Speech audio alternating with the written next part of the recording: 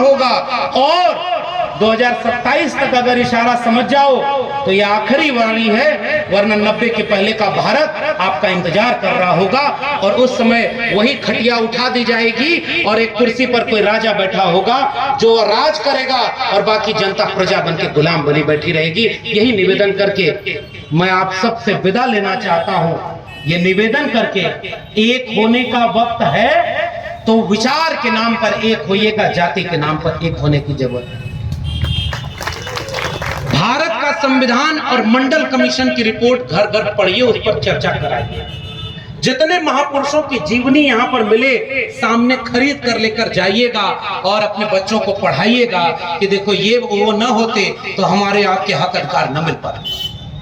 भले प्रोफेसर की डायरी आपको अच्छी लगे न लगे, लेकिन शिक्षा बचाने की लड़ाई को, रोजगार बचाने की लड़ाई को, संविधान बचाने की लड़ाई को आपको लड़ना होगा। यार मक्तल से बहरहाल गुजरना होगा, बच गए हम तो किसी और को मरना होगा।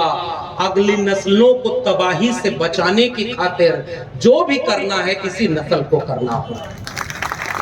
हमारे ही लड़ाई में आर पार का फैसला होना है कि संविधान जीतेगा कि मनुस्मृति जीतेगी, एकदम साफ फैसला होना। इसलिए नून रोटी खा के भले जिंदगी बिताई हा, भोजपुरी समझ में आती है ना, हालांकि अवधि बोलते नून रोटी खा के भले जिंदगी बिताई हा, अपने न पढ़ला मगर बचवन के पढ़ैया, अपने न पढ़ला मगर बचवन के पढ़ैया। पढ़ लिख के ही केहू बनल महान बा, पढ़ा लिखा भैया कलमिये में जान बा। यही निवेदन मैं आपसे करने आया हूँ। शिक्षा बचाओ, कलम और किताब बचाओ। जो तलवार दे, जो दंगा करने के लिए आपके बच्चों को उकसाएं, उन दंगाइयों को पहचानो और दंगे से दूर रहना। कलम और किताब लेकर, बाबा साहब के संविधान को हाथ में लेकर, मंडल कमीशन को हाथ में लेकर एकजुट रहना। अगली बार इससे बड़ा कार्यक्रम करना और पूरे आयोजन समिति को मैं बधाई दूंगा। फिर आएंगे, लड़ेंगे, जीतेंगे, इसे उम्मीद और हौसले के साथ। इंकलाब जिंदाबाद, जय भीम, जय मंडल, संविधान जिंदाबाद, कुल गुलाम जिंदाबाद, इंकलाब जिंदाबाद,